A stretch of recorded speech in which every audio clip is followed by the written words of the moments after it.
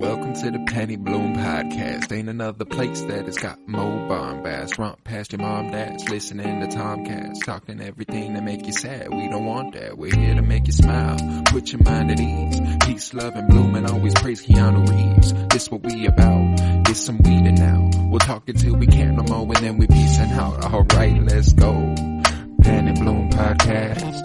It's the Penny Bloom Podcast. Penny Bloom Podcast. It's the Penny Bloom Podcast. Penny Bloom Podcast. Penny Bloom Podcast. Game of Thrones, baby. Winter is blooming. What's up? Hello, everybody. I'm Colton Robertson, and you're back for Winter is Blooming, a Game of Thrones rewatch podcast by us, the Penny Bloom Podcast. As always, I am joined by Joseph George. What's up, homie? What up, what up? Always a pleasure to be here. Oh, and it is always a pleasure to have you. We are also joined by the magnificent Tavarus Pennington. What's up, buddy? Yo, yo, yo. What's going on? Yo, it's a pleasure to have you today. We're talking episode 4 of season 1, titled Cripples, Bastards, and Broken Things. Written by Brian Cogman, the Cogman, and directed by Brian Kirk. The second of his trilogy of episodes directed. And frankly, this is a damn good one. This is a good one to have under your belt, Cripples, Bastards, and Broken Things. This was a, They hit their stride. They did hit their stride. That cliffhanger at the end, man. I remember the first time I was watching this, I was like, oh, okay, yeah, I'm in. Let's fucking do this shit, baby. It's a cliffhanger you care about. It's the first one you're like, ooh, now I need to know what happens here. Yeah. You're like, I need to go to the next episode. Yeah. Oh yeah, this one, man. This one will be like interesting because every storyline has a lot going on. Like, is the thing like at the wall? Like, this was like an episode where I think you actually start to care about the wall as well. Yes. And it's not just like, all right, whatever the fuck they're doing out there. It's like, I think you actually like start to care about a lot of things in this episode. Actually. You start to care. I think this is the first time you see John as a little bit more endearing than he has been in the past, actually taking a stand and stuff. And it's really nice to see. But Tav, how you feeling about this 4th episode of season 1 overall?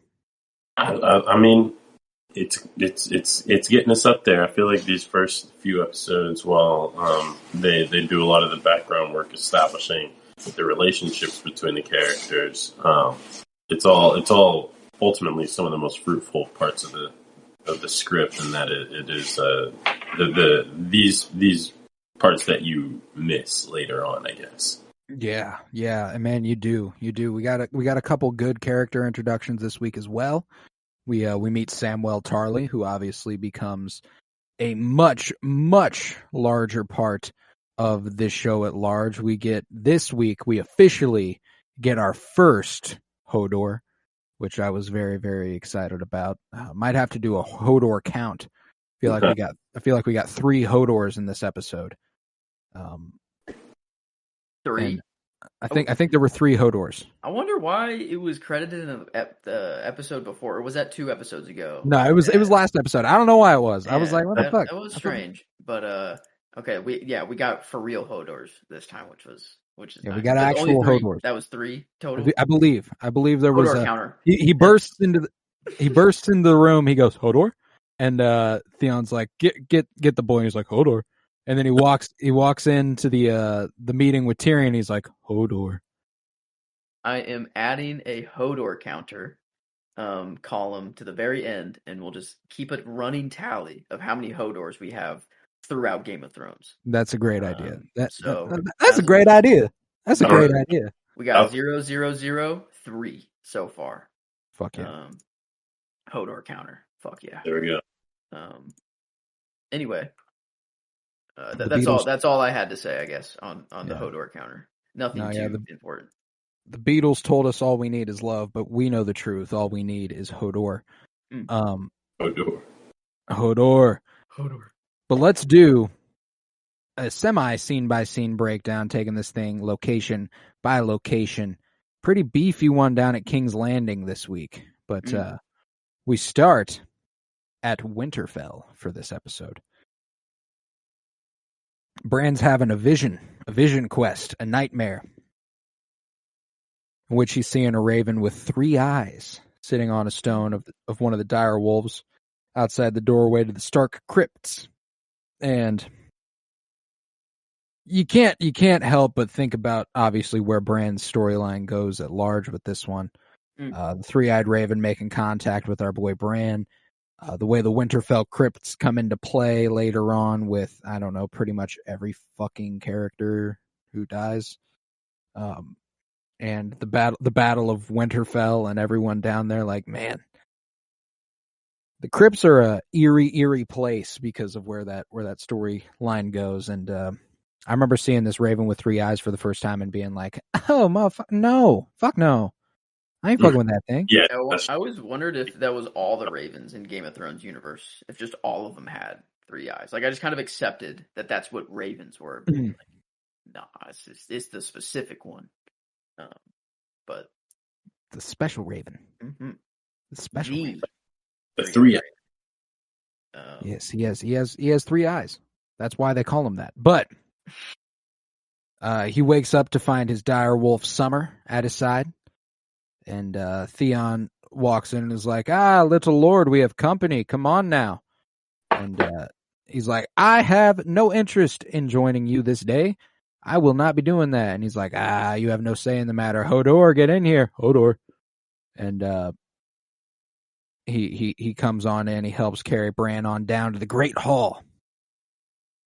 And this is where Robb Stark is hosting a meeting with Tyrion Lannister and Yoren, both traveling down from the Wall to King's Landing together. And Robb's very plain about his distaste for Tyrion. And I like the way Tyrion gives him shit back. You know, the way he's like, hey, man, you don't have to play any, niceties with me. I know you don't fuck with me. I don't fuck with you either. Let me go find a brothel and we'll both sleep better tonight, okay? This was he said, like, I'll try not to tire her out for you or something like that. Like the girl he says that to Theon. I like that he's beefing with everyone in Winterfell, which is hilarious. Right, and it's just beef with everyone in general. I feel like it was based on this identification that at first Tyrion had with the Lannister name as well, because it's based on that family division. Oh yeah, absolutely. And this whole interaction it's one of my favorite scenes in the episode. It might fuck around and end up being my favorite scene, the way Tyrion treats Bran here. I really love it. The way he's drawn up a little saddle for him to be able to ride again, which I was like, oh, that's just sweet. That's just precious. I love that shit. But form, you know? He's like, I've got a soft spot in my heart for cripples, bastards, and broken things. Okay. I don't know. Tyrion, loved it. That's I think what they were doing for Tyrion is they're making you like him a whole lot, even though he's kind of a douche in some aspects, of just being a man during this time. As far as characters go, you like Tyrion. They're making you. I remember the first time I watched this, they're making you have that internal dissonance where you're like, this is Tyrion's dagger, but like, no way Tyrion did that shit, right? Like, there's no way Tyrion was in charge of that. And obviously we have the inclination to go, it was probably Cersei or Jaime. But, it being Tyrion's dagger, that's nothing, that's pretty damning. But they keep showing you Tyrion being a pretty decent guy, and specifically a decent guy to children and Starks and bastards, cripples, bastards, and broken things. Like, he's a champion of the oppressed, Tyrion Lannister. He's quite the champion of the oppressed. I was thinking he might get the character nod, but I think there's one character that really shined this episode. I'm curious if I'm just thinking that he did. I don't know. I'm going to hold off and just see if you guys... No, he did. But I guess I shouldn't have even said he. Shit. No, yeah, it's cool. It's cool. But Tyrion explains to Robb that you have to shape the horse to the rider. They'll have to raise a horse to ride with Bran. It's not like they can just they're not going to be able to do anything else there. This is how it takes discipline to raise a horse to be able to hold a cripple up like that. And I just loved the way that Tyrion was treating him here. And he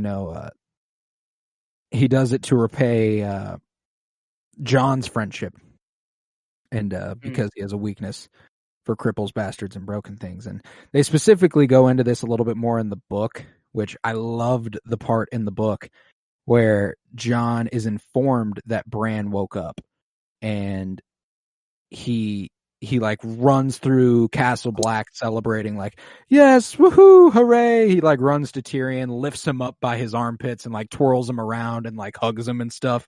And he's like, I just would have loved to see Kit Harington do that to Peter Dinklage. I think that would have been fucking awesome. But yeah, they were like, Jon Snow must brood. Jon Snow must only brood.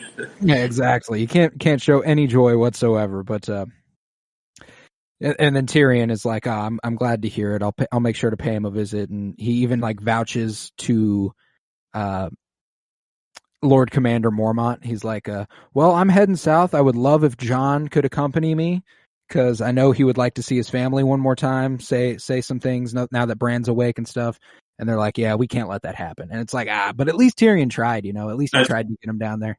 Yeah, Night's Watch is just like, generally, your life is over. You're here, your life, I suffer, you suffer as well. I feel like that's what it is, too. Yeah, I went through this, you have to go through this. No evolution of our practices here. No. Yeah, we will not try to do things for the betterment of our enlisted.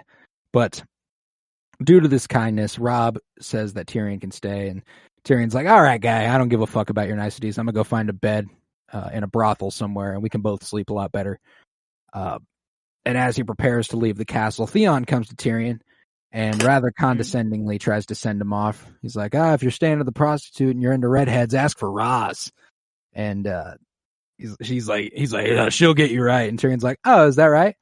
Why's Lady Catelyn not here? What the fuck's going on here? And Tyrion's like, Theon's like, well, she's she's not feeling well. Okay, so she's not here.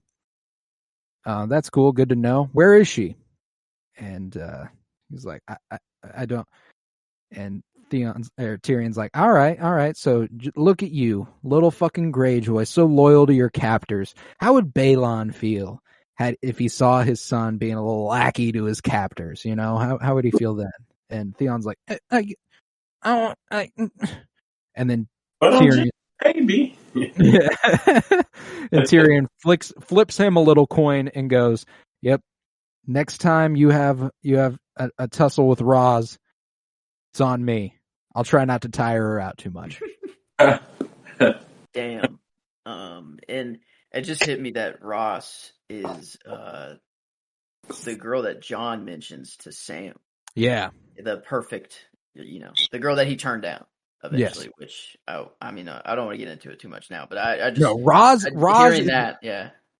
We got the king in the north. She is the whore in the north. You know what I'm saying? Like everyone fucks with Roz. Yeah, queen whore. I don't know. That's like I don't know. It feels weird to say, but I guess I don't know. No. She's in the context of the show, she's a dandy lady. She seems to enjoy her endeavors. I take it, and I also take it that if Ned Stark has probably been like, "Hey, Roz, we can hook you up with a job in the castle, right? Like you ain't got to do all this," and she's probably like, "No, I'm cool. I like this. I have fun." Yeah, that job in the castle is pretty shitty. Yeah, not gonna lie to you, I have like more control over the things I do this way. Yeah. But that concluded our storyline in Winterfell, and very very nice and brief. But I loved Tyrion giving everybody shit. It's always a upside with Tyrion Lannister, especially in these early seasons. The way he can talk to anybody and make them feel smaller than he is. Mm. Yeah, no, he does it every time too. Mm-hmm. He's just, and that's the thing. He wear like what he told. Was it John? Like wear it like armor. Yeah, that's just what he does. He's like, it doesn't affect him. Like when Theon calls him imp, he's like, "Oh, sorry, I offended you." Like, sorry, I offended you. Like is what he said. Like, which is just like, I don't know. It's so. He's like, "Oh, you're making fun of me. I must have hurt your feelings. Like I must be living in that brain rent free, homie. What's up? What's your problem?" about it, man. Yeah. He's just so confident. That's just kind of what it is. Is he just knows who he is, and I don't know. That's I love his character. Tyrion's fantastic, and he's fantastic. Peter Dinklage deserves so much props for the way he plays Tyrion Lannister. Like, I think he might get the performance nod this episode because I was thinking like I liked his character here, but not as much. There's two other characters I have in mind for this episode, but performance wise, it's either what's her name, Catelyn, Michelle Fairley. Yeah, it's either her, like at the end, whenever she's calling all the people up and doing everything for the performance, or maybe like possibly, I don't know. I've given Sean Bean a lot, but like, goddamn, he's just so good. He's just that good. He's only in it for one season. You got to give him the love while you can. So if that's the route you go, I respect it every time. But I don't know. I think we still got some more Tyrion left, so maybe I'll wait. I'll wait on it a little bit. Yeah. Because we do have some more left of him, right? Yeah, that scene with Michelle Fairley. At the very end. Yeah, that's right. So, maybe I'll wait on it a little bit. But I think right now he might be the front runner for me. Peter Dinklage, man, you can't go wrong with it. He's there's something to be said for, we often like shine our light on the characters that performed with the most range in any given episode. There's got to be something said for just so concisely fucking nailing the character you're playing. Like, never ever in this show am I like, oh, he doesn't really feel like Tyrion.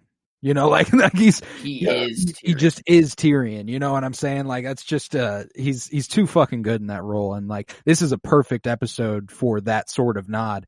The way Peter Dinklage played, and frankly, there was never really, as I was watching this one, there wasn't a standout performance. I don't think. Like, it was all kind of that. Every character was just playing. Every actor was just playing their character, and it's a matter of how well they played it that you wanted to go with it. So can't go wrong with Peter Dinklage.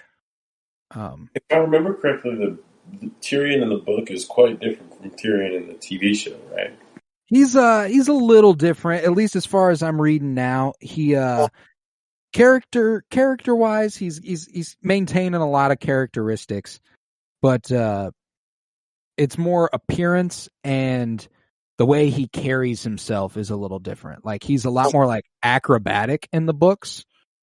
Like that scene in the first episode where he talks to Jon outside of the feast. You remember that one? In the books, he enters that scene by doing like a fucking cartwheel backflip off of the top of some shit. What is he, like, backflipping into scenes? Like... Yeah. Yes, exactly. Like, that's exactly what I mean. He does all sorts of shit like that to kind of play like the jester a little bit, He's the imp. He plays into it like hardcore. Yeah. But as far as the book so far, his dialogue is pretty much line for line. If they do anything, it's kind of like they just cut scenes out, like that one I mentioned earlier with Jon and Tyrion, kind of expanding on their relationship. But yeah, like his dialogue has been pretty bar for bar.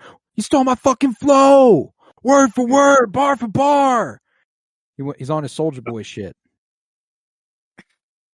But let's go to the Wall.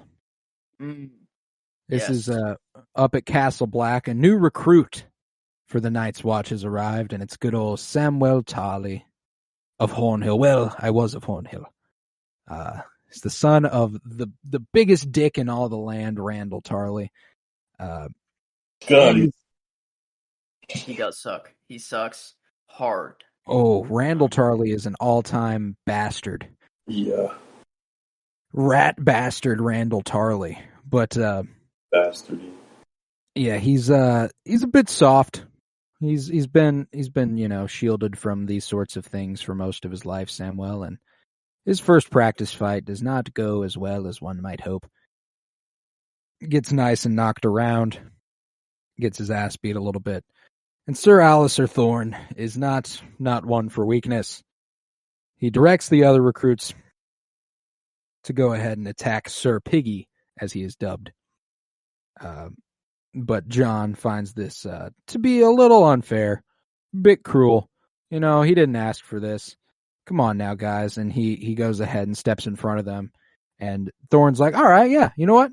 Good fucking idea, John. All of you try to get to the piggy, and you have to make it past the bastard. Another dick. Oh, dude.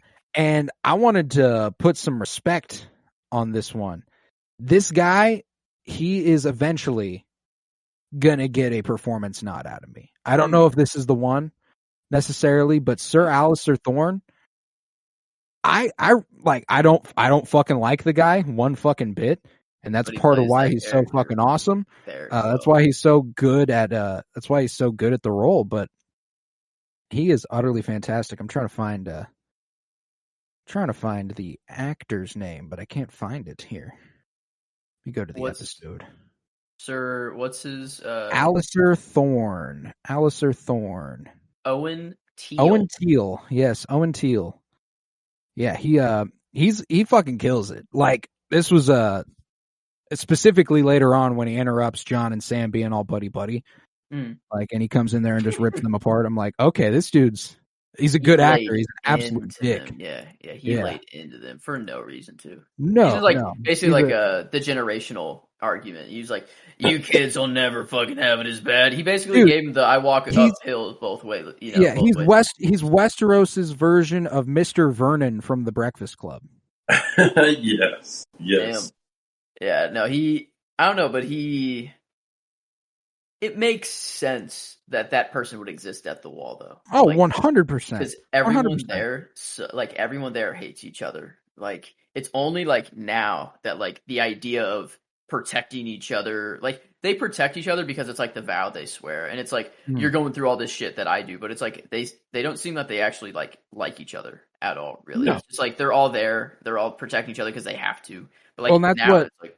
I liked that about Jeor Mormont in the last episode, whenever Tyrion was like, this guy is pretty original in his methods, huh? And he's like, yeah, but he turns them into men of the Night's Watch. That's what we're looking for, you know? All these dudes show up and they're pussies, and this dude hardens them up real fast. I mean, it's fair. I mean, like, the thing is like on college campuses, hazing is completely, you know, you can't do it, get in a lot of trouble, but you join the military, and it's 500 times worse than any amount of hazing you can get from any fraternity. Like, that's the thing, is like you literally it's unbelievable. You get tortured like for your life, that you're treated the way the CIA treats POWs. It's insane that is just, you know, that's just how it is. But like, if you want to create a weapon, that's how you do it. You know, you strip them of all humanity and make them a fighting machine. That's what you gotta do, I guess. That's what Alistair's going for, Sir Thorne. But yeah, so he's like, come on, get to the little piggy. John's found his lady love in Samwell Tarly, and John nevertheless beats all their asses. Goes ahead and dispatches them all very quickly, and Samwell is like, thank you so much. And John's like, it's not gonna get any easier, you know. And he's like, I can't be there every time. I like how John's a friend, but he's also like, dude, you gotta step it up a little bit. No, you gotta do something, dude. And Sam's like, I can't. I'm a coward. And John, Gren, and Pip all look at each other like, what the fuck is wrong with this guy? Yeah. And then as he walks away, Gren's like, motherfucker, they saw us talking to him. They're going to think we're cowards now. I love Gren and Pip. Gren and Pip in this are so fucking funny. The way Pip's like, you're too stupid to be a coward. And he's like, I'm not stupid. And he like fucking froths at the mouth as he says it. I'm like, dude, these dudes fantastic in their roles as well. Just middle school amongst adults, like that's all that the wall is, right? But Sam joins John up atop the wall for sentry duty next, warning him that his eyesight isn't the best and that he's afraid of heights and he's not very good in the cold. And John's like, so why the fuck are you here then? You just explained every aspect of the wall, and you're bad at all of them. And you came here? Yeah, and Sam's like, and we're like, okay, well now let's get Sam's absolutely devastating backstory. On my 18th name day, my father offered me a choice. I could either, go ahead and come here, or I would get fucking killed. I was unworthy of his name and birthright. I was forced to a little involved there. Yeah.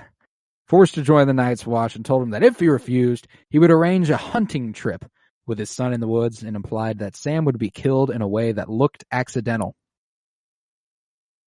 And John is like, "Oh, okay." Can you imagine your dad coming to you and telling you that, like, this being like, "Look, listen, I don't love you. All right, we're gonna have to either kill you or send you away. Now, it's gonna look like an accident. All right, like, no remorse." No, like, I can assure you, I can make this shit look real. Okay, like you died accidentally. I have that ability. So do with that what you will. The final detail of "nothing would please me more" is what he said at the end. That's what he ended it with. It'll be a hunt. You'll fall off your horse. At least that'll make it what it'll seem like. And nothing would please me more. Damn. That's like... Yeah. And what's cool, though, is that John's like, "Oh, shit. You're a true born son of high birth. And you were treated way worse by your family than I ever was." Which I think is something that ends up making him gravitate towards Sam a whole lot, because he's like, "Oh man, like I didn't even have like a fucking reason. Like, you didn't even have a fucking reason to be treated like that. Like, I'm a bastard, bro. I deserved that shit." Like, internally, he didn't deserve that shit, but like, he's like, I mean, like, at least there was a reason behind my shit, like they were like, this guy ain't true born. You, on the other hand, I don't know what the fuck going on. And I love that John's like, again, "It's not going to get any easier, He's like, "I know. Do you think he'll make me fight again?" Yes. And he's like, "Aw. Fuck. It's not going to get any better." And then John's like, "Well, You can't get any worse." They share their first little laugh. I love it, dude. That was one of the things from this episode that just made me really, really happy, is that we finally get John and Sam together, like the best homies forever now. Like they are just dogs for life now. Yep. And I forgot that it happened 4 episodes in. Like, I thought that would have already happened by now. Yeah. I'm very, very satisfied with it. I loved these scenes, and the next few are my favorites, and it's why John is my favorite character of the episode. He is in my top 2 for consideration. There's one other that we haven't gotten to yet that I think might take it. I don't know.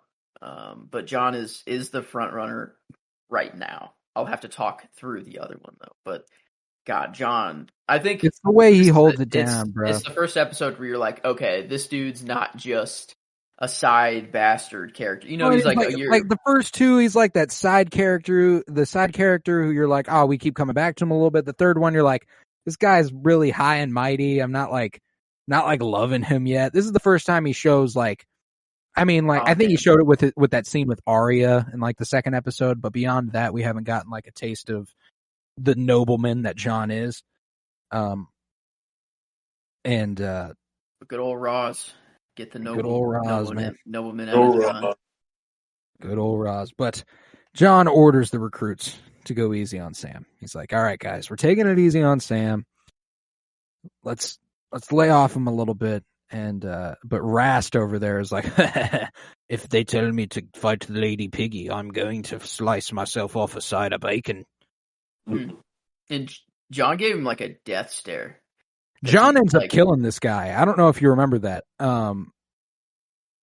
Because this is the guy who ends up killing Lord Commander Jeor Mormont. Oh man, I think it's him. There's so much that happens in this show. The fucking mutiny up at Craster's Keep later on, like the fucking wall stuff. The wall stuff gets intense and it gets really good. But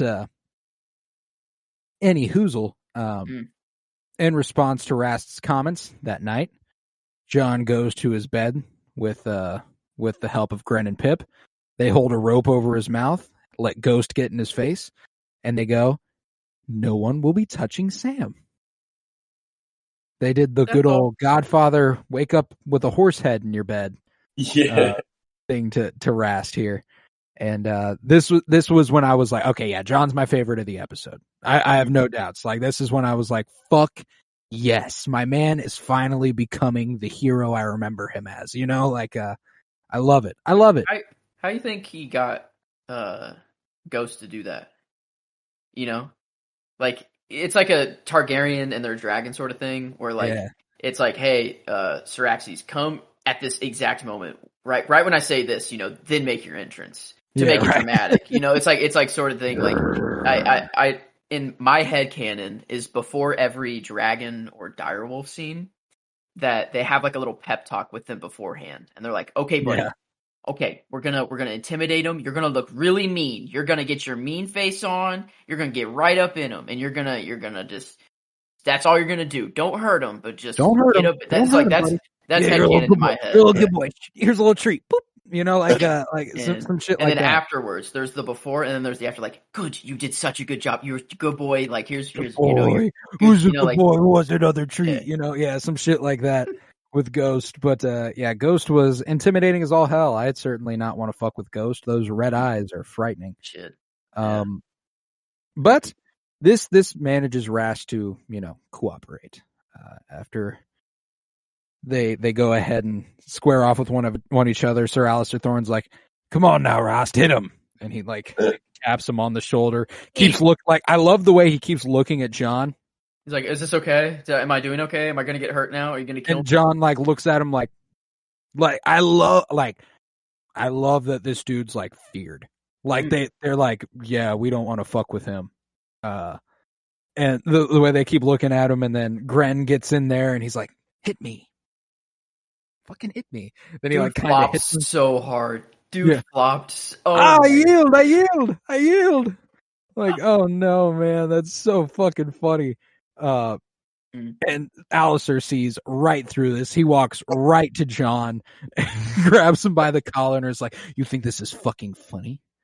You think this is a goddamn game? You want to be protected by hard bastards. You don't want no softies up here." And I just really, really loved this shit. And you're right, it's John. I can't. It's John. It's Jon Snow. It's John. It's Jon Snow. There's no question. Because even there's one more scene that even solidifies it even more. So yeah, exactly. Like by this point in the episode, it's already surefire, and then he's got one more scene where it's like, oh, he's such a sweetie. He's such a sweetheart. Way to protect your heirs, though. You know. Yeah, I mean, it's a great deal of guilt he's carrying. With not knowing to protect your claim. You know, that's what I was kind of thinking the whole time is like, well, it's kind of beneficial for you to be a virgin, actually. You are a man and you can do what you want, and the bastard son wouldn't necessarily matter, but then, you know, for his claim and his future claims, I guess, you know, if it were to get to that. Yeah. It's just so weird knowing where it goes.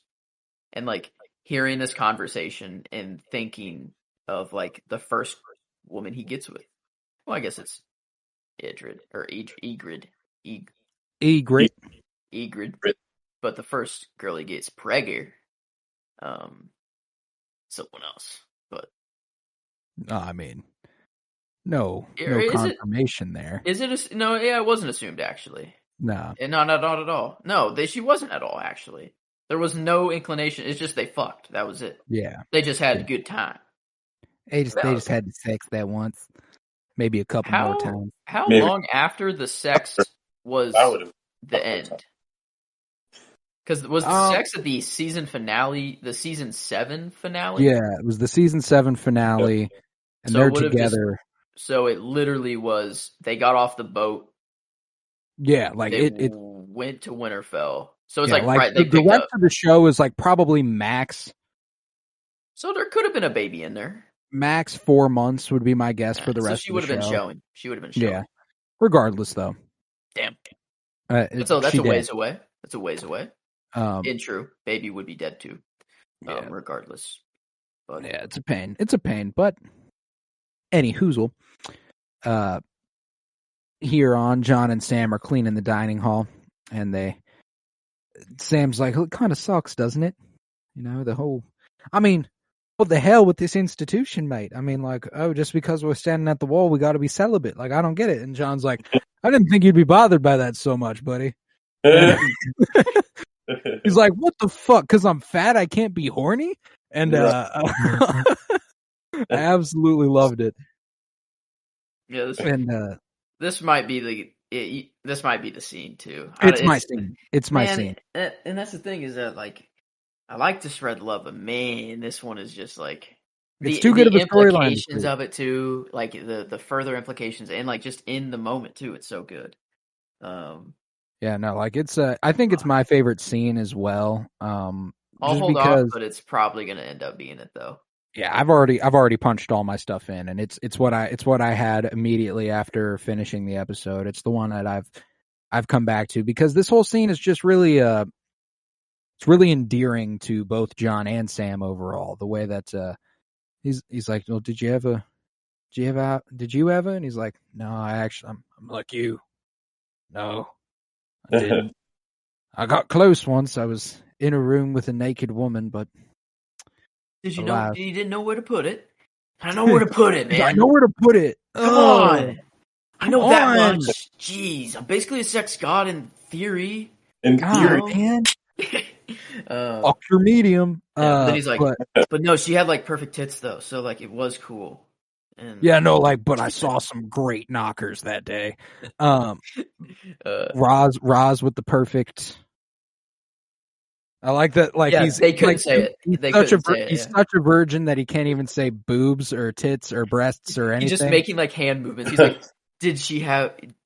What about her? What about her? The things?" He was like, "Oh, you don't want to know." And he's like, "Oh, that great, huh?" And he's like, "Yeah, even better." He says, "Even better." Yeah, like they're so. I don't know. Just Roz. That is an attractive woman.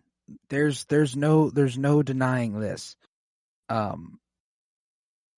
very, very, very, very, very attractive woman, and so much so that Samwell's forced to be like, "So why exactly did you not make love to Roz with the perfect?" And John getting meta with him.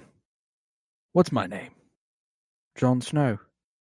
"And why is my surname Snow?" "Because you're a bastard from the north." And then the whole thing he goes into here, "I never met my mother. My father wouldn't even tell me her name. I don't know if she's living or dead. I don't know if she's a noblewoman or a fisherman's wife or a whore. So I sat there in the brothel as Roz took off her clothes, but I couldn't do it. Because all I could think was, what if I got her pregnant and she had a child, another bastard named Snow? It's not a good life for a child." So you didn't know where to put it. I was like, "Okay, Sam, I fucking love you, dog. You're like," and then like he chases him around the table and starts like, he's like, gives him little punches and the punches on the shoulder and stuff. He's like, "Buddy." Of course, right when they do this, like, of course, like the timing here is just Alistair couldn't have walked in on gay or anything. In his eyes. Yeah, but he's like, in his mind, he's like, "Oh, okay, the rumors are true." Yeah, they're flirting hard. And Alistair Thorne comes in and he's like, "All right, John, how about you stop being a little pussy and taking it easy on Sam here? He needs to harden up to survive the winter that is coming." He tells him that his experience being north of the wall in the last winter for 6 months. And they were like, "Yeah, you know what? We had to eat motherfuckers. Sam, you'd be a good one to have around. Last a while, fill us up." We'd last a fortnight on you, and then we'd have bones left over for soup. I think he's like, for something like that. Yeah, like, damn. Like, Jesus, dude. Yeah. Like, he starts off, he's like, "Do you guys even remember the last winter? 10 years ago, what is it?" And John's like, "Yeah, I remember." And he's like, "No, you don't. You don't even know cold. I was north of the wall, You took your glove off to find your pee-pee, froze your finger off, and your pee-pee too. Yeah, he's like, oh, dude, I don't know. He did. You're He right. came in there. He was like, y'all are acting gay, but you know what, Sam? I'm gonna eat that ass. Yeah. That's true. He did say that. Actually, canon. I'm gonna eat that ass, Sam. That's how I imagine prison would be. Yeah. Basically, what the wall is, kind of like. They're like, you want your hand gone, or do you want to go to the wall? Your pick. I'd take if I could bargain for a few fingers, I think I'd take that. It would depend on the fingy. It's a hard bargain. Yeah, I think you get rid. I don't know. I basically don't have an index finger because I can't bend it past here because it's just been dislocated or broken so bad. So I basically live without an index finger, and I think that is the one I would get rid of. You'd think it'd be the pinky, but you use your pinky so much to grip things. If you try to grip like a fake rod in your hand, do it without your index finger. It is so tight. Do it without your pinky. It's like half the strength. Your pinky adds so much there. Yeah, there's a lot of I was thinking if I had to lose two, it would probably be these two. But then I was like, I don't know. Can't flip people off. You got to have the middle. Maybe it's maybe it's like a balance. These three. I think I go for each. You keep the middle, ring, and pinky. You get rid of your thumb and index, maybe. No, your thumb's way too important. Yeah, thumb that holds it all. That's tough. That is tough. And that's just even if you bargain for fingers. They're taking the hand at first. Yeah, no, I'm fucked, Damn. Jamie. They're Jamie, you're getting Jamie Lannistered. Jamie. So. Good luck, bitch. He's like, yeah, I'll go to the wall. But, yeah, that concluded it for the wall this week as well. So, nice quick storyline at the wall as well. And next up, we're in Vaes Dothrak, the city of horses. Khal Drogo's Khalasar arrives at Vaes Dothrak, the Dothraki city, and there are no city walls, but a very large random gateway of two statues of horses rearing up. And I love the idea that they're like you couldn't even technically go around it and get into Vaes Dothrak. Like you have to, the only way you enter what is technically Vaes Dothrak is if you go through these arches. I didn't even think about that. It is just an open land. It's open, but they open have field. to enter it through. It's open field for miles. It is tradition. It is just tradition. Do you think they go all the way around? If they're on the other side, no, there just has to be multiple entries. There's no way this is the only end. Is it just the border? Is it, That's what's funny. That we're so caught up in borders and stuff like that because of our limited scope of what is possible in Vaes Dothrak. It's like Asgard. It's not a place, it's a people. You know what I'm saying? We are Vaes Dothrak, but we're more specifically Vaes Dothrak when we walk under these horses. And a very large, vast area of land after that too. So. Yeah, just for miles. It's a very, very large quath of land, but quath. It's annoying Viserys rather heavily that Drogo is taking his army in the wrong direction. They're supposed to be marching on the Seven Kingdoms, and we are marching deeper into Essos, which is not what I thought I'd be doing. And there's a lot of things you probably didn't think he'd be doing over there or having done to him. Yeah, I think he I can't wait for him to get his crown, man. When is that? Crown for King, Gold, episode 6? Fuck, it's not even next week. Shit. Damn, is it 6?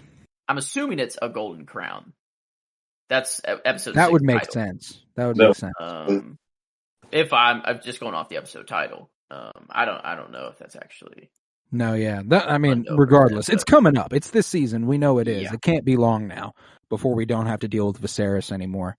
And we get a real pretty icky scene between Viserys and Doria here. where he's bathing with her. She's washing his body, and she's like, "So you're the last dragon, right?" And he's like, "Yep, that's me." And she's like, "Did you ever see any dragons?" And he's like, "Tuh, no. Nope. Shit's been dead a long time before I did, but I have seen their skulls." And he recites the names of several dragons, their skulls as you get closer and closer to the throne room, and how he's like, yeah, and I'm going to make this real interesting and splice it with a little commentary on how my dick is getting hard, and it's going to be a little double entendre-y, and she's real down. She's real down for this. You know, they get to fucking, and she starts to annoy him with her talk of dragons. You know, she's like, "Oh, that's sad," and he's like, "Yeah, it is sad. What the fuck are you doing?" And the way he's like, what did I fucking buy you for? And she's like, to teach Danny to please Drogo. Oh, is that what I did? No. Get to fucking. He's like, literally such a dick. Oh, he is the fucking worst. Perfect, normal, regular person conversation. Yeah, and he's like, all right, now finish. He just like sits back and just like sits there, posts up, and it's like, God, this guy's disgusting. Yeah. I cannot wait Can't for Khal Drogo to pour. It is episode 6, so we do have 2 more weeks. Only 2 more weeks. It is only episode 6. More weeks. Only 2 more weeks until we celebrate the shit. I rewatched the clip because I had to, because I was scrubbing just to see like if it was in there just to confirm. Did not remember how hard Khal Drogo stares him in the face. Khal Drogo gets right up to Viserys' face, stares him in the eyes as he dies the whole time. Fuck yeah. It's I never noticed that before. That like just made it way more badass. So cool. So he really earned that shit. He really earned that shit. Round for king. Oh God, I can't wait. Legendary. But Viserys is enraged next up when Daenerys sends Doreah to invite him to dine with her. Doreah is just having a rough day with Viserys. Because he's like, you send her to come and get me for fucking dinner. You dare command me? He drags her by the hair into Daenerys' tent, and she's like, yo, no, I just thought you might want to fucking eat, bro. What the? Yeah, dude's just what are we doing cannon. here? Just a loose cannon. He needs to be put down. Yes, he does. He's and he insults her dinner and the gifts of clothes she's tried to give him. She tries to gift him a Dothraki sort of ensemble, and he's like, "Oh, you think I'm one of them?" And she's like, "Dude, these are my people now. I married into this. You did this. Like, yeah, I don't know what the fuck you want from me." The braids. He's like, "Oh, next you're gonna braid my hair," and she's like, "You don't deserve a braid."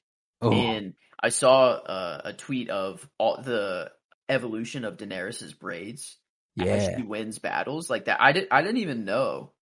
Like, I didn't even know that she did that. I knew her hair got just more and more extravagant. I just thought it was just because, like, the show's budget got bigger and, like, it was just more grand and, like, she's just, becoming a bigger character. So I'm like, yeah, her hair's just gotten... Nah, yeah, I noticed that, like, too. To keep the Dothraki tradition going. That's sick. She keeps adding braids to her hair as the show goes, the more she wins. And it's kind of... insane. Like, the picture was nuts. Like, it had, I mean... I don't even probably 30 different like screenshots of how it progressed. Like, I mean, it's so many different variations. There's so many more braids that were added. Very, very impressive shit. Yeah, I don't know if you can kind of make that, but that's how many pictures there are. I know you can't make out the detail necessarily, but like, but there's a plenty. There's a plenty there, dude. Yeah, it gets so detailed, but. Yeah, no, very, very cool shit. And, he's like, oh, you're going to braid my fucking hair next. And she's like, you know what? You don't have a right to the braid. You've never been victorious in battle, bitch. And, he's like, all right. You know what? That's it. He goes ahead and tackles her, strikes her. He's like, You're a horse lord slut, and now you've awoken the dragon. Bitch, you've been talking about this for weeks. Ooh. You've been talking about this for weeks. Oh, I awoke the dragon. I'm just gonna smack you, okay? Like, and then she knocks the shit out of him. Grabs With, it like the golden necklace that he threw at her. Yeah, which is funny. yeah. Like, just knocked him on the head. He just couldn't believe it. He's like, oh. And I love whenever Joffrey or Viserys or anything, whenever they get hit, the noises they make is so fucking funny. Like, it's the biggest bitch shit of all time. When Viserys gets hit, he goes, ah, you know, like he's moaning or something. Like, God, bro, imagine having to play that character. That would suck. That would suck so bad. What's crazy is this dude's face bothers me so fucking much, and it's crazy because this is like, if he wasn't such a massive fucking dick, I'd think this is a pretty good looking dude. Like, that's a good looking man. But goddamn, I fucking hate the side of his face. Anytime I see him, I'm like, ugh, I'm gonna vomit. I want gold poured on your head. That's all I want out of you now. That's all I can see. Yeah, no, he's just, dang, man. I don't know, it's satisfying. This was a very satisfying scene for Dany, though. Her being like, no, like, I am a Khaleesi. I am the wife to the Great Call. Yeah, I am the wife to the Great Call, and I have his child inside of me. And therein, you mean nothing to them. She came about that. She came about that action. She was not. And then we get my favorite line of the episode. The next time you raise a hand at me, it will be the last time you have hands. That's a good one. Damn. That's probably my line. I have my line because he's no longer getting the character nod. I'll just go ahead and say it's Littlefinger was the one I was considering maybe being the character because he got really interesting. But I'll give him the line this episode to give him a slight nod whenever we get there. But this is probably the actual best line of the episode here. This is, I don't know. Well, and I not only was it the best line, these scenes are what made me go, you know what? I'm going to go Emilia Clarke as Daenerys for my performance as well. Ooh, okay, yeah. That's very fair. She did kill it right here. She killed this shit, bro. And it's only really this scene that she's in. She's not in anything else the rest of the episode. It's this and the conversation she has with Jorah after, where after she hits him in the face, he's like, okay, bye.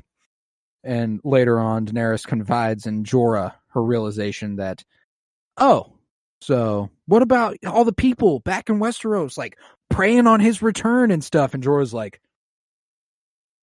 yeah, you think that's happening?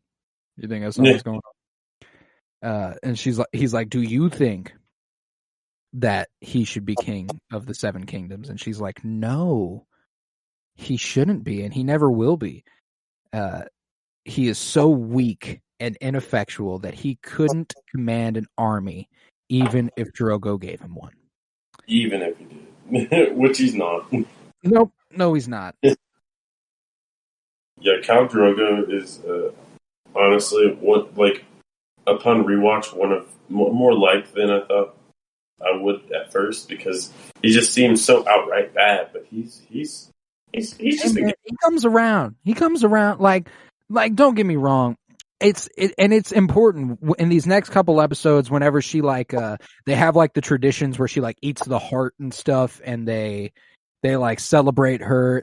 The way she falls in love with the Dothraki lifestyle, I think is incredibly informative on the way she acts the rest of the show. Oh yeah. The things that Khal Drogo says after he kills Viserys later on, where he's like, you know what?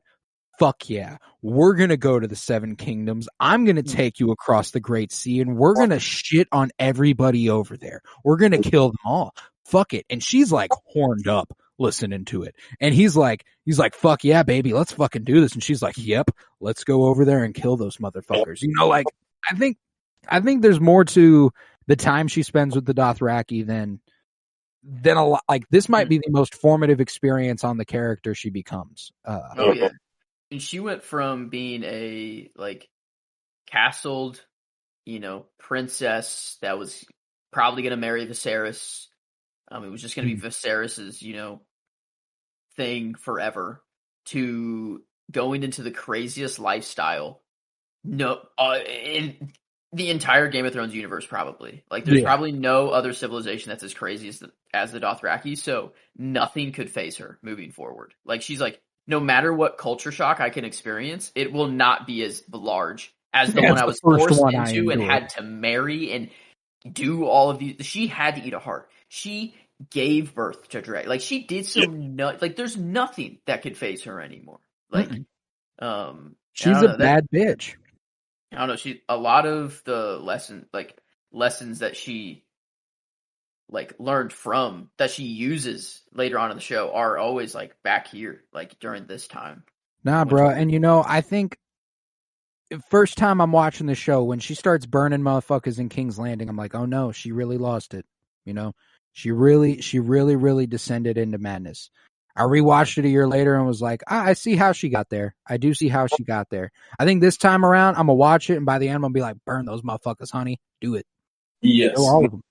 Do it. I don't give a fuck. I don't give a fuck, man. Do that shit.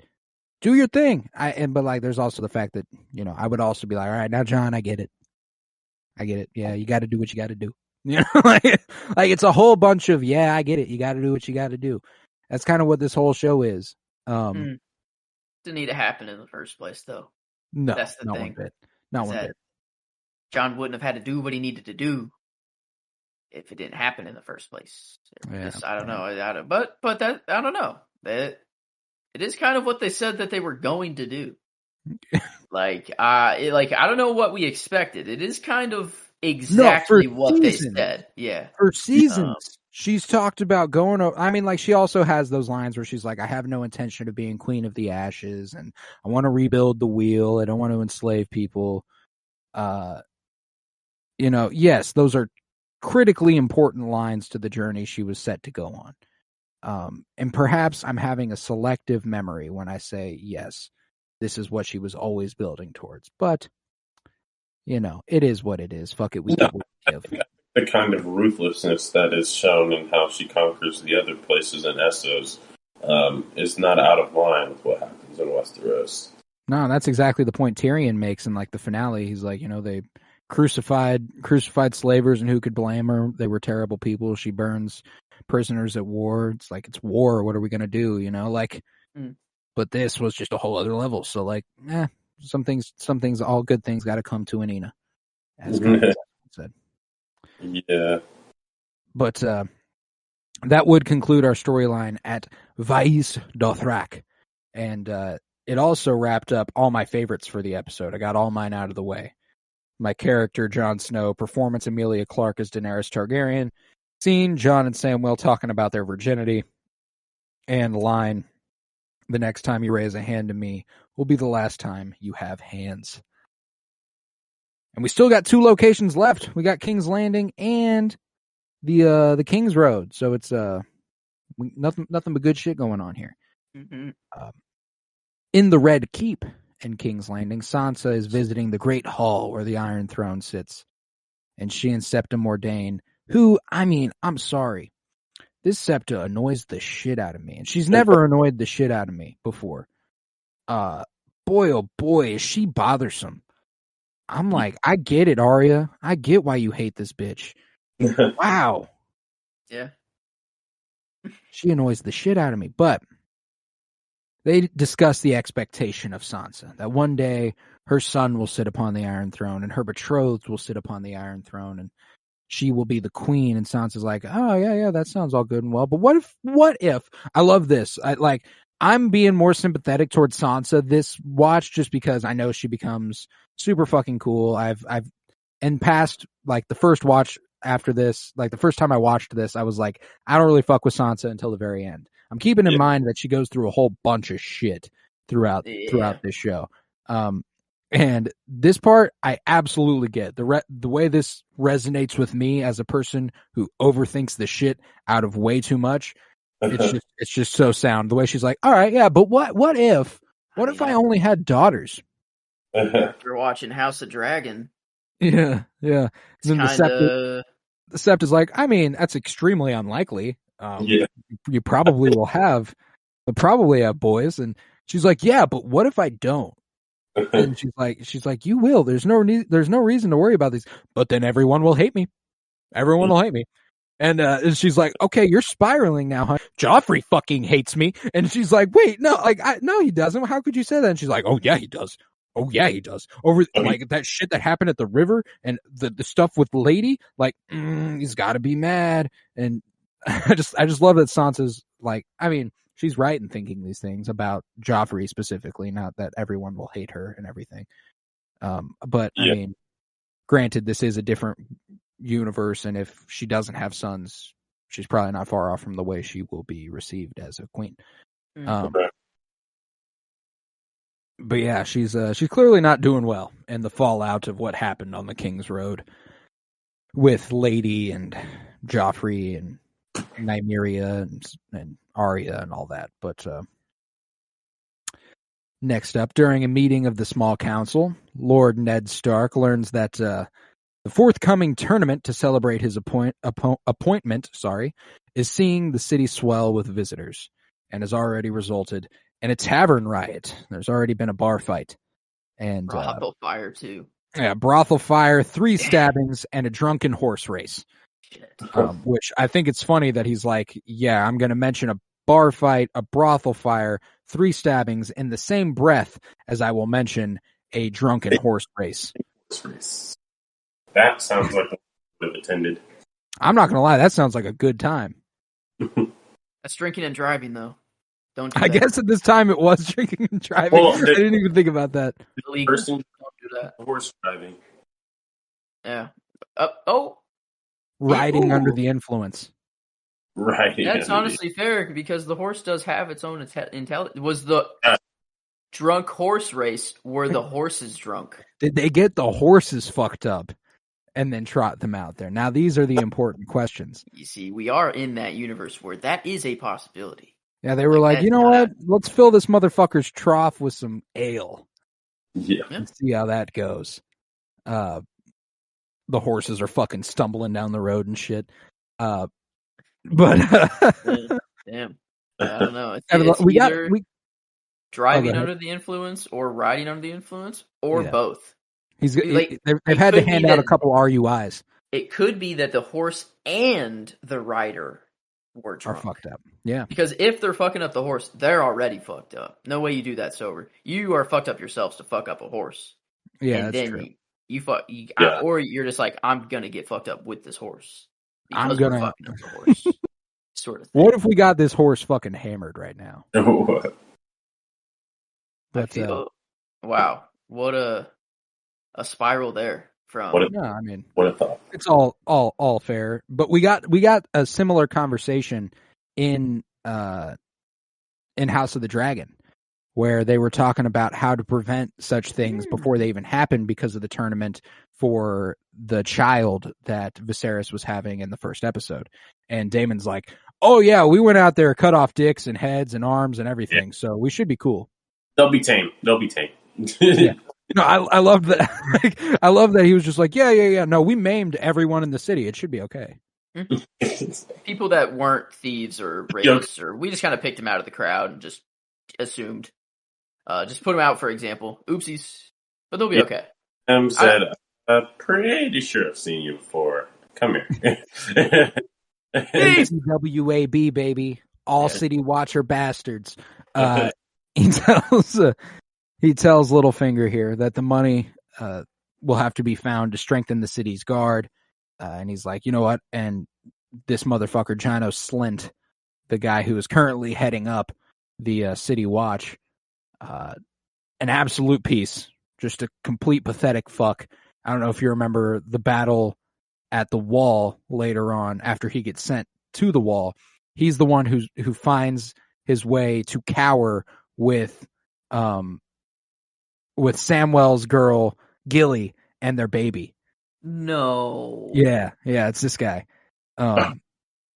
Big step down from Harwin Strong, my personal favorite head of the City Watch ever. Dang, that's rough. That's polar opposite there. Nah, I fucks with Harwin Strong. That's my man's. I ride for my man's Harwin Strong, even though he was in like 3 episodes of that show. Yeah, rest in peace to him and one of his kids. So far, but one of his kids. Yeah, true. But yeah, Ned's gonna lend 20 of his men to Slint's command for the City Watch until the tournament is over. And after the meeting, Ned talks to Grand Maester Pycelle about Jon Arryn's last few weeks. He's like, "So tell me, what was going on with Jon right before he died? I'm just kind of curious. What's been going on there?" And he's like, "Oh yes, it was sudden and it was severe. I was appalled at how quickly he descended, and I." If we had a least favorite character category, Grandmaster Pycelle would get there probably 90% of the episodes. Dude, he fucking sucks. He's there's only one episode where he might win, and it's that episode where they show him like waking up and like stretching and shit. He's all completely nimble, and he does like his whole little fucking thing as an act.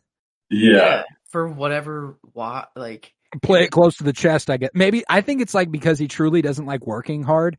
So like he's given everybody the idea that he's kind of a useless fuck, and so he just doesn't have to do much. He gave the thing is that he's like giving Ned the exact information he needs without telling him exactly what, just outright whatever. But it seems that he's aware of that, but also oblivious of it at the same time. And is it like is it him putting on the act, or is it him just being like, because no way he's like, yeah, he came to me for advice the night before, and then all of a sudden he's severely sick and dies. But poison, that's out of the question. No way I would ever think it could be poison. Like, no way a maester that's been around for that long would ever say that. He right. Says like, he says, I've given kings advice, multiple kings advice, and whatever, and hands and whatever. Like, they're obviously going to think it's poison off rip. Well, and also like especially the book he came seeking out. He's like, oh yeah, he came to me for a book. And he's like, what book? He's like, oh, I'm afraid that would not interest you. It's a really boring book about the lineages of the 7 kingdoms. It's a bunch of fucking high lords and their kids and everything. I don't know what that's about. Just the book that he came asking for right before he died abruptly is probably of no importance to you as you're asking questions of how he died. It's probably no big deal. Won't learn much from it. Only that. And also the fact that Jon Arryn had the most completely out-of-pocket last words of all time. The seed is strong. You're telling me you don't have any fucking curiosities there, Grand Maester Pycelle?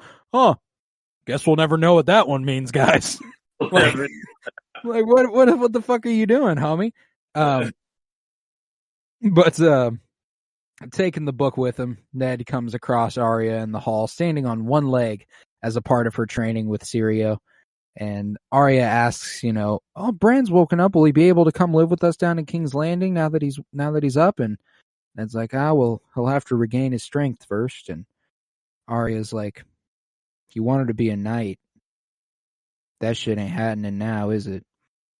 And he's like, no, he's not. But Bran will be able to do other things, such as become lord of a holdfast, sit on the king's council, or raise castles. And Arya's like, will I be able to do any of that? And Ned's like, no! You will be able to marry a highborn lord and have lords and princes for sons. And Arya's like, no, that's not me. I'll kill the Night King instead. Yeah. And she goes back to balancing on that one leg, and Ned looks at her and smiles. And man, just a really loaded line there. No, that's not me. We get a pretty cool callback to it with whenever she runs into Nymeria again. Really? She goes to whenever Nymeria surrounds her in the woods and with her pack of wolves that she's now leading, and she's like, Nymeria, like, I'm going back to Winterfell, girl. Come on, you can come with me. We can live nice and easy lives. And Nymeria runs off with her group, and she goes, "That's not you." Damn. Yeah, so like I really loved that shit. Like I was like, oh, and like because this one I didn't even realize it was a callback until I heard this. Like I was like, oh, that's definitely a callback to that. Like that's just really, really cool stuff. And I think over the course of this rewatch, I might end up coming to the conclusion that Arya Stark is my favorite Game of Thrones character. Yeah, no, Her storyline's so cool. she's definitely been up there the whole time. Like, one of the most compelling stories. I don't feel like it gets resolved in the best way, but even still, the storyline was continually one of the most engaging. 100%. The Faceless Men storyline is probably one of my favorites in the entire show. Like, that kept me so interested. I'm like, get me back there. When that was on screen, I'm like, it was so just mysterious, I think, is like why I was so like enthralled by it. And then her just becoming a badass and striking. And she is the biggest badass in Westeros, dude. She could fuck anyone up. You put her up against anyone and they're fucked. Like, I have no doubts. The ultimate villain of the entire show. She got with the insane knife move, dude. Kind of nuts. I mean, what do we say to the god of death? Not today. Just takes off running, and you're like, I wonder where she's going. Yeah. She just shows up and stabs the Night King in the stomach, and you're like, oh, okay. Oh, that makes sense. Yeah, but next up, Littlefinger meets with Ned and suggests that he keep his investigation into Jon's death lower and lower profile. Yo, you're being a little transparent in what you're asking around for. Like, I think it's, and he's like, fucking Pycelle, he talks too much, and he's like, well, yeah, but you also came to him and went, what was Jon doing in the last couple weeks of his life? Pretty blatant question you're asking there. The thing is that, like, after the scene, Ned's kind of like, all right, like, I see there are people everywhere. I might have to be a little more careful about what I'm doing. Immediately, like, he's like, do you have someone you trust to go, like, whatever? When he goes to the blacksmith, like, eventually he's just outright, like, doing it again. And he's like, let them see. Again, like, he's like, he just doesn't even care. He's like, no, I let them see. I don't care. He counts, like, he thinks people are as honorable as him, and they're just not. They're just not. But, he's given some interesting intelligence by Littlefinger. Jon Arryn's former squire has been knighted and will fight in the forthcoming Hand's tourney. It's an interesting turn of events after Jon's death here, and he also advises him to investigate an armorer located in the city. It's a place Jon was scoping out in the weeks before his death, and Ned decides, okay, I'm sorry I was so quick to not trust you. And Littlefinger's like, oh, no, that's literally the smartest thing you've done since you got here, was not trust me. I think that's my line. Yeah. I think that might be my line for the episode. I think it was something along the lines of, like, distrusting me was the wisest thing you've done since you've gotten off that horse. Something like that. Yeah. But yeah, that's... I was thinking about giving him the performance, or the character nod, before Jon. It's Jon. I can't give it to anyone else this episode. But I guess, I don't know, maybe he gets the performance because, like, he, like, that conversation he has with Ned is good, and the later on with Sansa, like, the Hound story.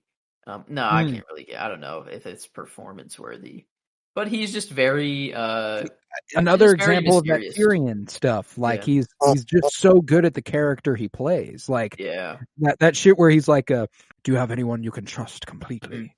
And Ned's like, yes. He's like, the wise answer was no, my lord. Get a message to this paragon of yours, discreetly. His whole little fucking... The way he talks, just everything about him, his cadence. Like, send him the question, Sir Hugh. After that, you might want him to visit a certain armorer in the city. He lives in a large house at the top of the Street of Steel. Ned is really on, like, some Batman missions in this episode. Yeah. I was gonna say, Littlefinger seems like he's like the guy who's like, he's like an NPC standing in a corner in the garden while you're, like, walking around in, like, a free play, and then they're like, go up to him, press X if you'd like to talk, and he's like, do you have anyone you can trust completely? Yeah, he's putting him on some side quests. Yes. Instead of just like, no, send your man that you trust to the Street of Steel to see about an armorer. Question, Sir Hugh. Get on that shit, boy. Yeah. Do you think Littlefinger knows why Jon Arryn was looking in? Like, why not just tell Ned then? I think it's just a classic case of you have to see it to believe it. Like, you won't just take my word for the idea that Robert has a bastard in the city. You no matter what, you will want to go see him. I don't even want to put the idea in your head. You go ahead, take a look, and you'll know. Fair. I think that's kind of it. But there's also obviously the layers where Peter, it can't be traced back to Peter that he told him this. Like, he told him where to go. He didn't tell him what he was looking for. Mm-hmm. And therein, it continues to absolve himself of any responsibility, really, which I think is Peter's ultimate goal, is to manipulate things without it being able to, reach back to him all the way. True. It's a ladder. Chaos is a ladder. But I can't wait for that line. That's got to be coming up soon. I feel like that's season 1. Is it? I think it's a conversation that him and Varys have in the throne room, and I feel like it's coming up. For some reason, I thought it was late. For some reason. Early. I thought it was like later on for some reason. I don't know. I don't know why I have that inclination. Maybe he calls back to it or something, like when he's talking to Sansa way later on. Because I had that thought when he was sitting next to Sansa. I'm like, man, wow, where these characters go eventually is insane. Oof. Him sitting next to Sansa at age whatever she is right now, 17, 14, or even worse.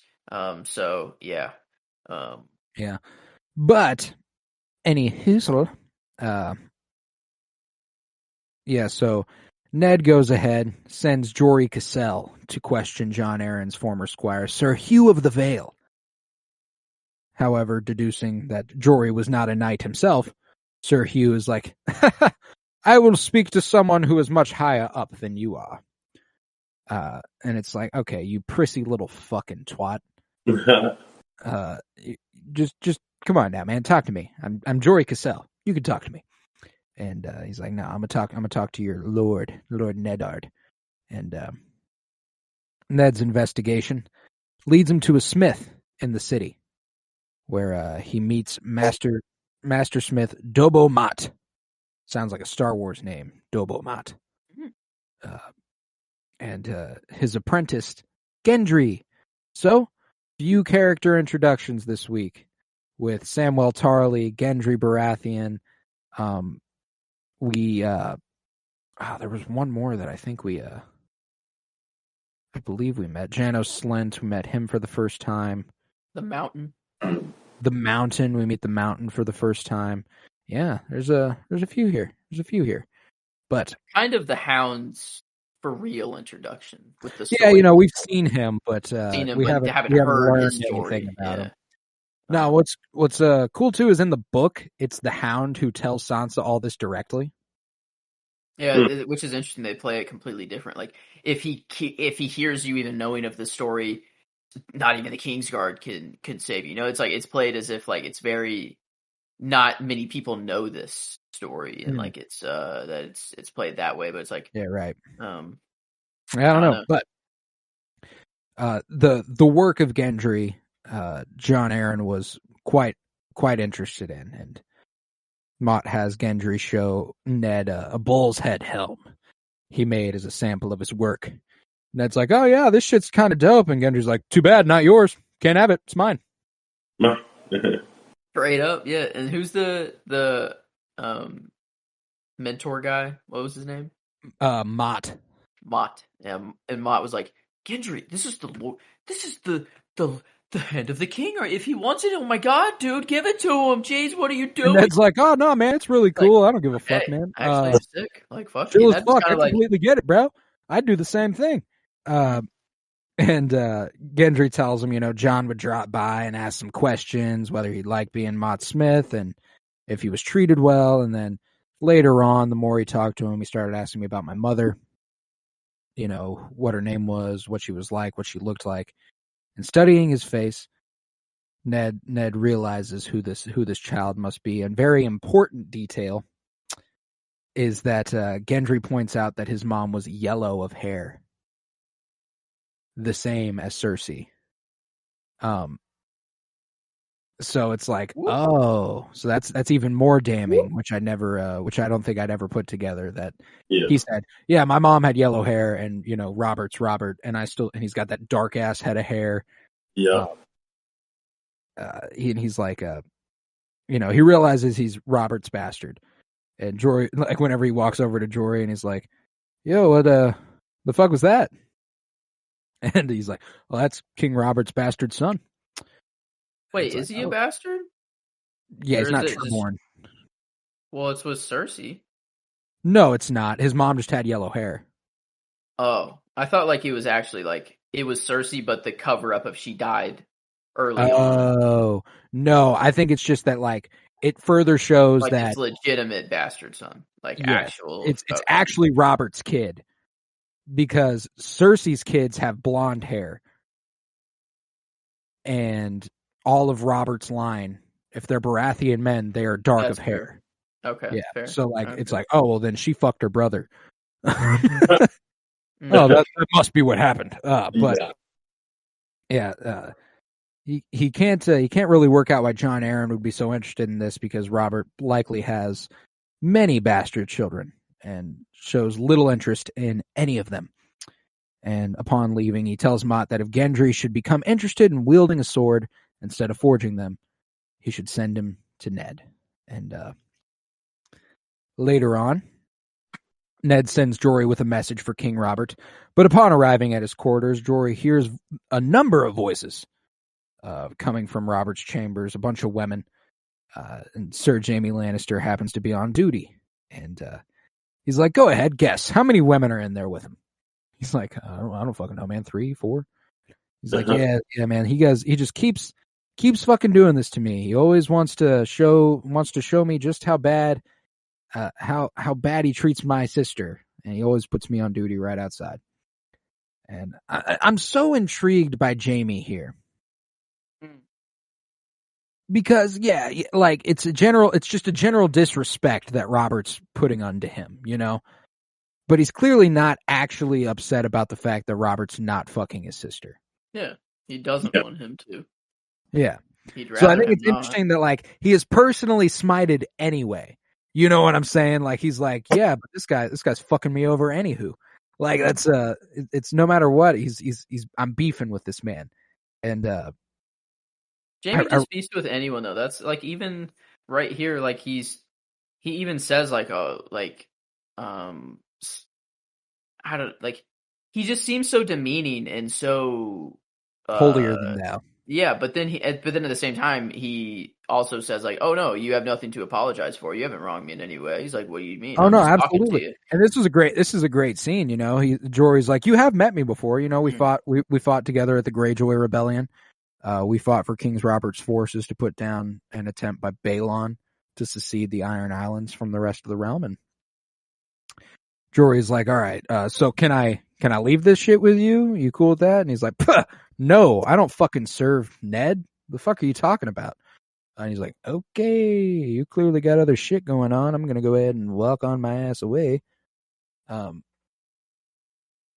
What? This set piece looked wildly familiar. Is this the hallway that Alicent and Kristen Cole walk down whenever he's like she's a spoiled cunt?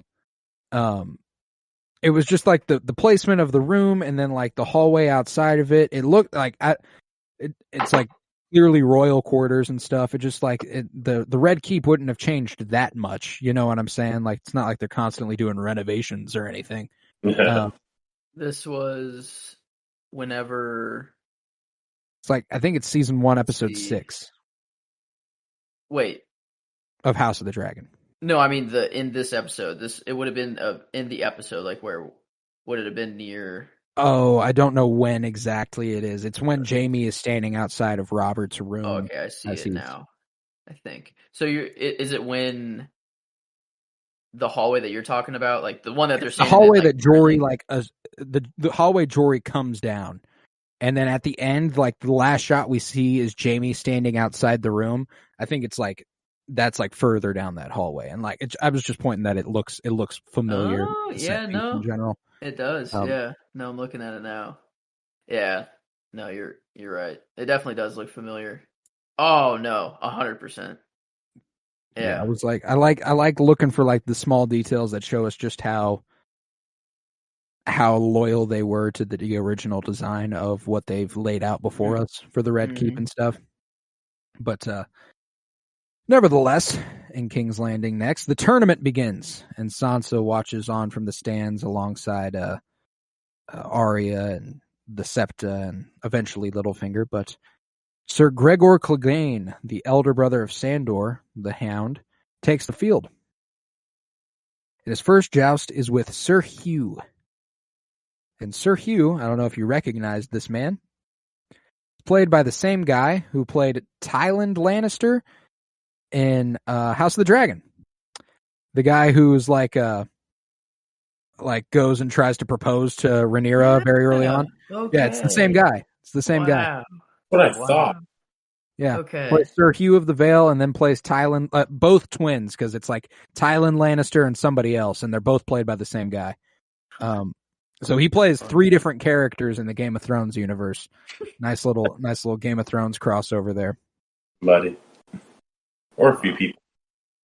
Yeah, exactly. But the joust turns pretty nasty when Gregor kills Sir Hugh by breaking off his lance in his neck. They did not shy away from showing him choking on his blood. No, man, that's one of those things that's like, yes, House of the Dragon was different from Game of Thrones. Like, we spend time watching this dude die. We watched the life drain from this man. Yeah, you watch him spit up blood, and it come out very fast at first, and then you watch him start to choke on it, and then slowly die. Yeah. And then just drag his body off. You watch this whole fucking thing. Yep. There it is. And it's after this that Littlefinger's like, hey, Sansa, what's up?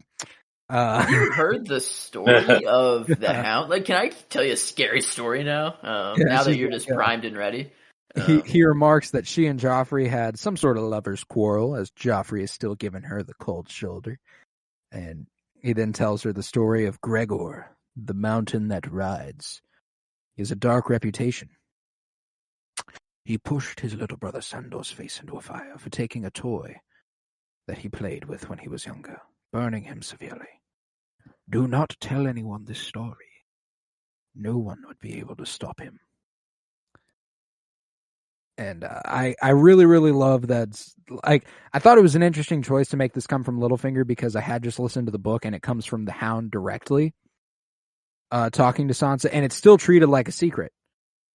But the Hound's like, what's up? You can't tell anybody about this. He's like, yeah, I'm going to keep fucking with you because I know you're scared of me.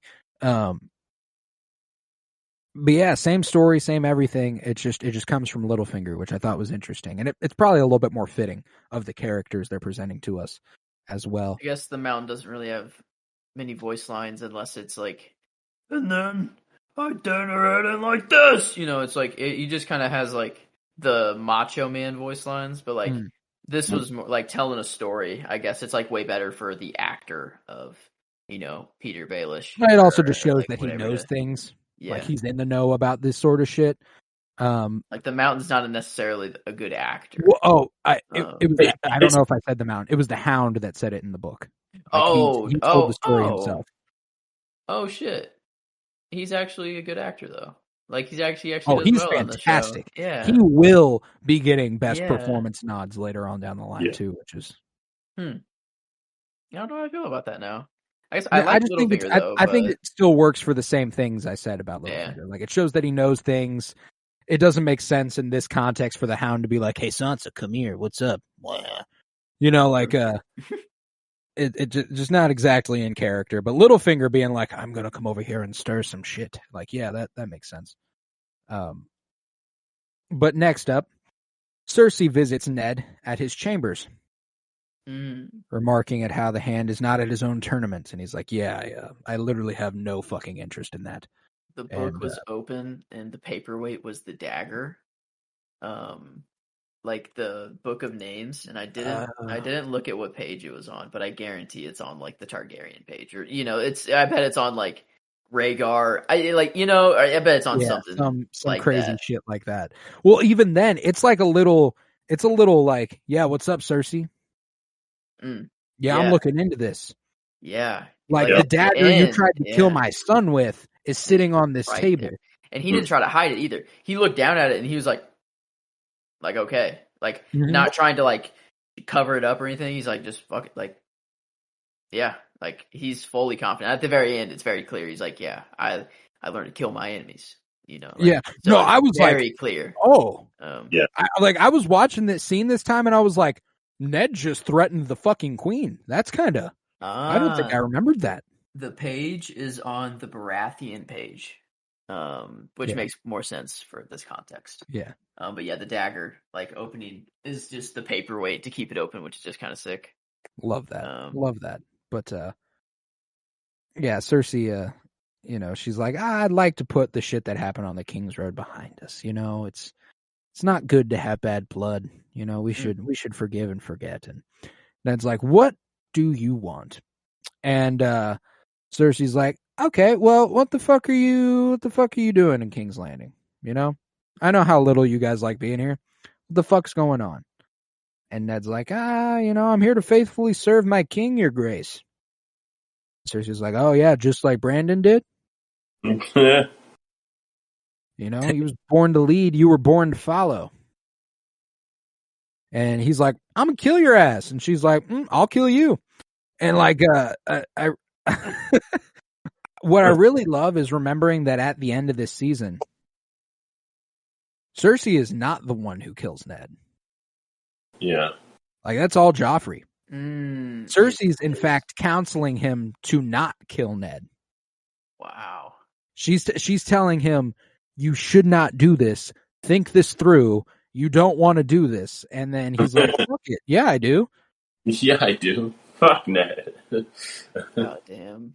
That's a thing I don't want to get to.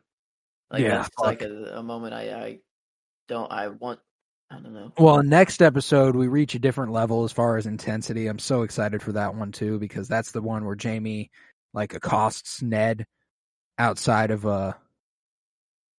whatever building he's in, and, like, a sword goes through his leg and stuff. Like, the beginning of the end. Yeah, this shit gets crazy. But that was the conclusion of the storyline in King's Landing, and now we've only got that last scene at the inn at the crossroads. And it is here that Catelyn and Sir Roderick are traveling in secret to Winterfell.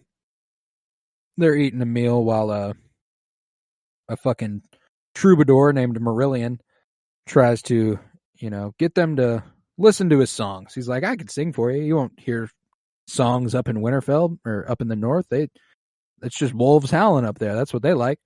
And they're surprised when Tyrion, Lannister, and Yoren arrive. And they're told that there is, no vacancy, my lord. Sorry, we can't have you here. And Tyrion's like, oh, I'm sure someone in this room will gladly accept this money in exchange for the room. And then, random as all fuck, I was like, oh shit. Yeah. There's Bronn. Bronn's like, I'll take it. And I was like, Bronn! That's the other first appearance that I was thinking. I couldn't remember. Yeah. It was Bronn. Okay. Fucking love Bronn too. Man, I'm so excited for more Bronn. What does he eventually become? Doesn't he eventually something like a lord, like a castle? Yeah, lord of a castle, and he fucks off during like Battle of Winterfell and everything. He's like, as soon as dragons are in it, I'm gone. Fuck it. Sorry. Bye. And I love that they were just like, yeah, it's exactly what Bronn would do. He'd take his money and he'd run. Like, it's just what he'd do. But it's so crazy that we're 4 episodes deep into this rewatch and we're still meeting characters who are huge. Yeah. Like I mean, I know they're side characters, but they have big storylines at multiple points. Like this is some really cool shit. And still so many characters to meet. So many. Like, is the thing. Like, that's like, at least one every episode. Yeah, pretty much. So many different nations that we haven't seen. Yeah, right. You know, like, that's it. It's just insane. God, I can't wait till we get to the Dorne shit. I fucking love the Dorne shit. Pedro Pascal, dude. Oh, I love Pedro Pascal. Damn. Yeah. The go. Oberyn Martell. But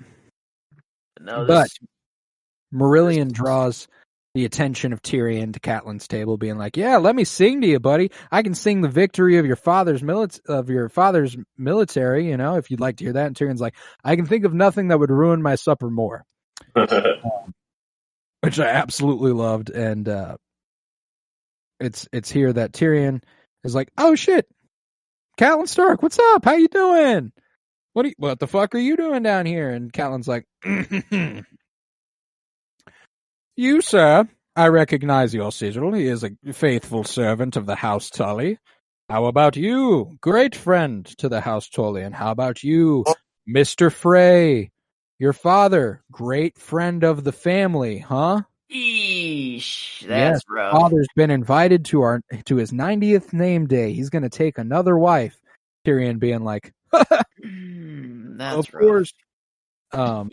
And she's like, "Yeah, you're all very cool people." And Tyrion's like, "Yeah, your dad has friends. Super cool. What the fuck?"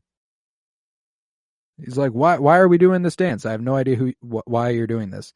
And she's like, "This man, Tyrion, tried to murder my son Bran twice, and we shall bring him to the king's justice."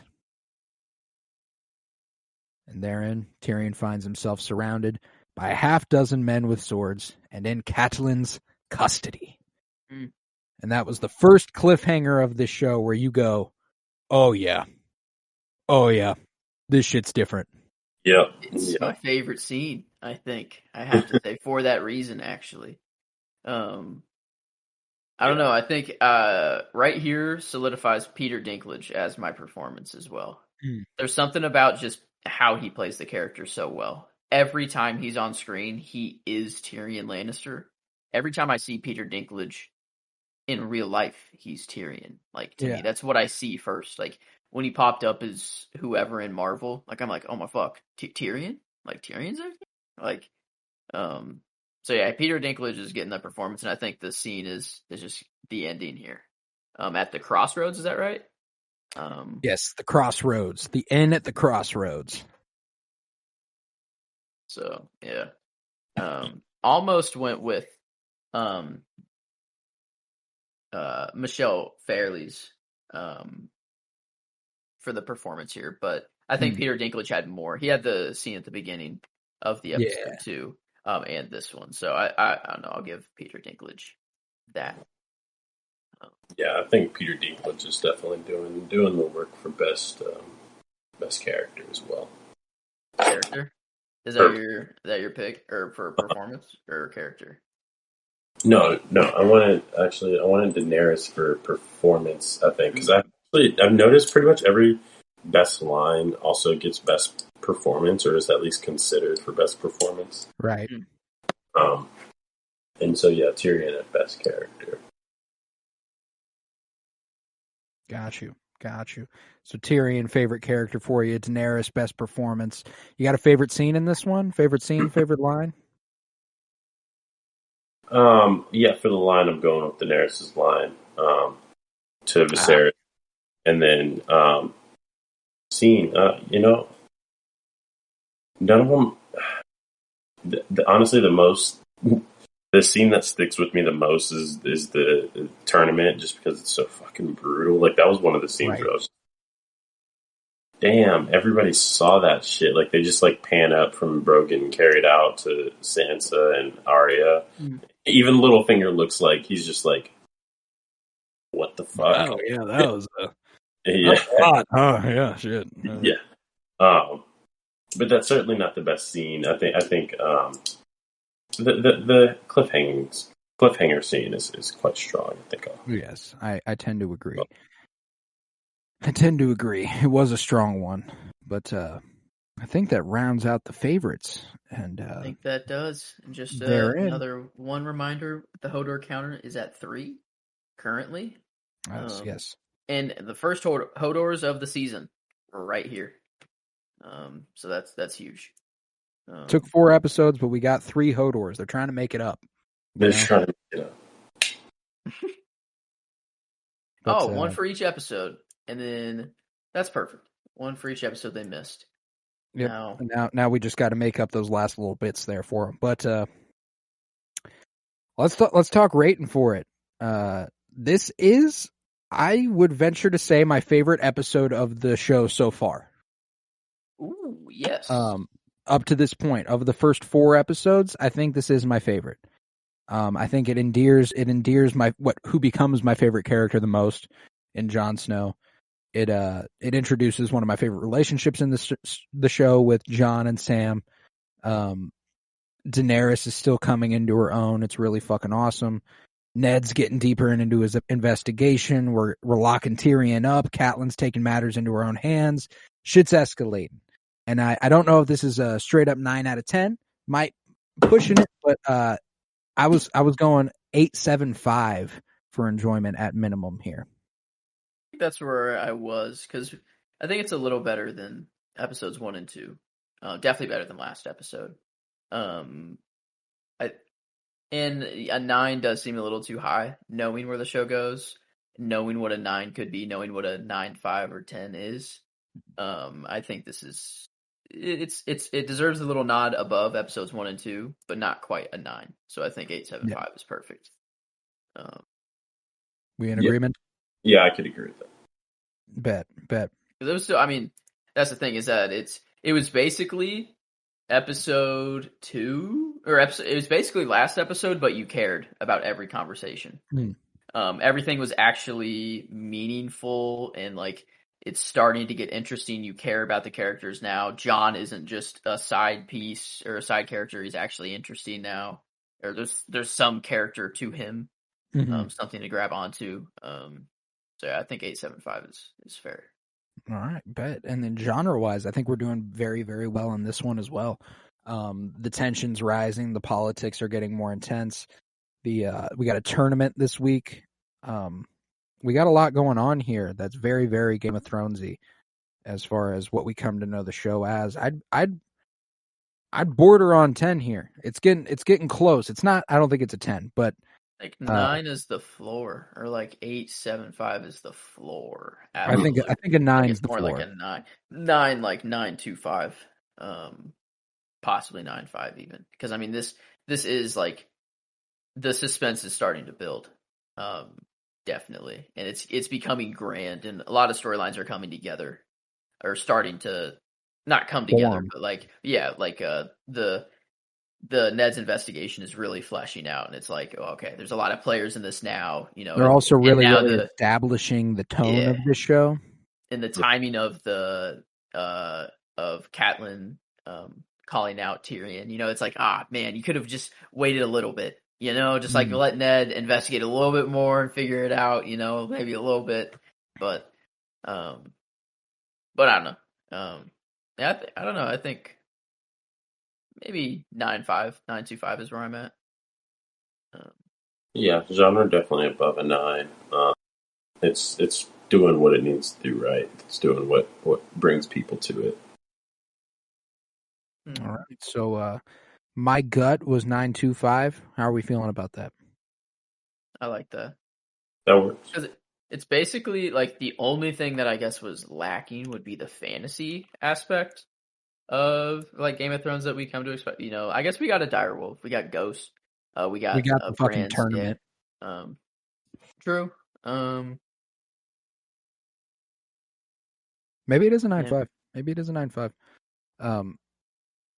But critically, as far as this episode is concerned, I think again we're looking at the strongest episode of the show so far. Yeah. So that's 8.25 at the floor. There, if we're in agreement with that, which I think is fair.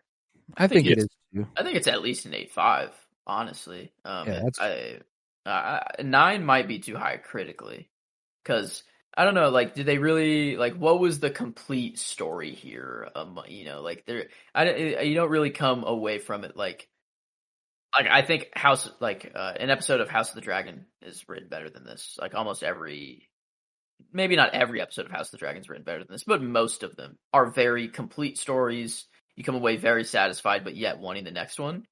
This episode, you come out wanting the next one, but it's kind of like a lot of important things just happened, and that's kind of the story of the episode. So I don't know. I don't know where I stand, actually. I think it is the best episode of the season, though. I still agree with that. Um, All right, Tav, how you feeling? I mean, critically, it's